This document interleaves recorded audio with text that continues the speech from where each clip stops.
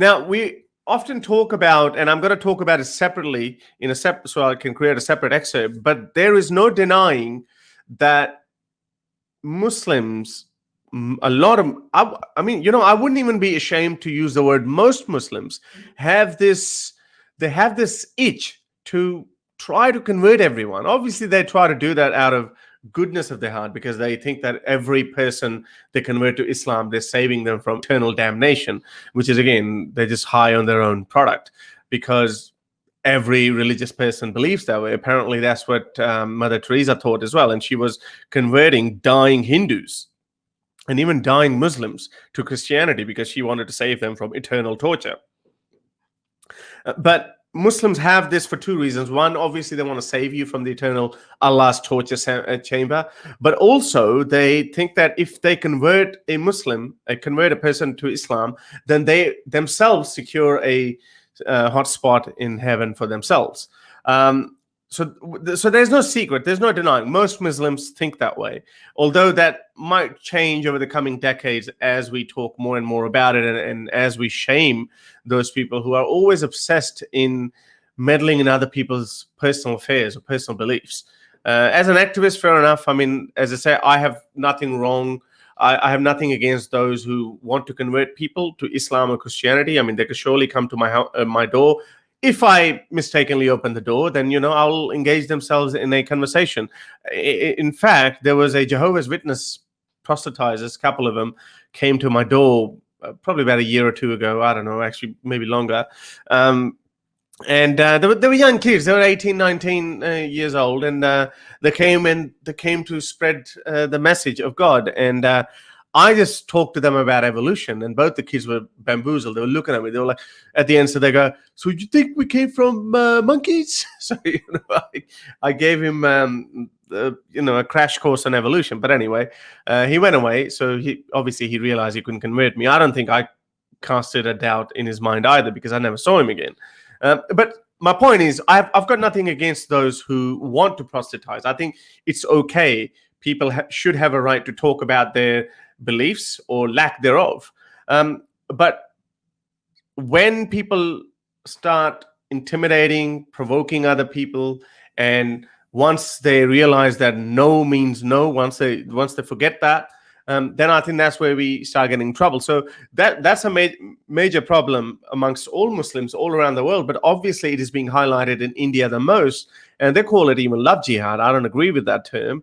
I think it's overly exaggerated. And if a husband asks his wife, "Hey, do you want to convert to Islam?" she should be able to say, "No, screw you. I'm going to divorce you instead. I don't like Islam." She should be able to do that. But he should not be put in jail for saying that I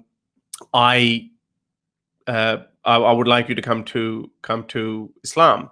So there was a story that I wanted to share with you guys, where it does happen. This is a famous Bollywood musician. His name is Wajid Khan. He recently passed away. Now, his wife, his widow, Kamal Rukh Khan, she said that she was being harassed at the hands of her in-laws for not converting to Islam. Now, she says that her kids are also being denied their inheritance. Now, as I said, we know how Muslims have this itch to wanting to convert everyone, and this is what's happening. Wajid Khan himself might not have pushed his wife to convert, but his family probably would have given him a hard time that, you're married to a kafra, look what you've done, you've destroyed our future generation, now your kids are going to be kuffars, and you have secured yourself a hellhole, and all of that kind of crap. I know that would have, no matter how progressive or modern Muslims are, they do think that way. So she now wrote a very long note on her Instagram, and she complained about this behavior. And she obviously spoke about it in light of this new law that's been passed in India, where there will be criminal prosecution for those who try to convert people to Islam now, or any religion for that matter. But we all know it's only Islam that behaves that way. I don't think I know of any Hindu. And I'm not exaggerating. I don't think any Hindu would ever marry a Muslim girl and say, hey, you should become a Hindu.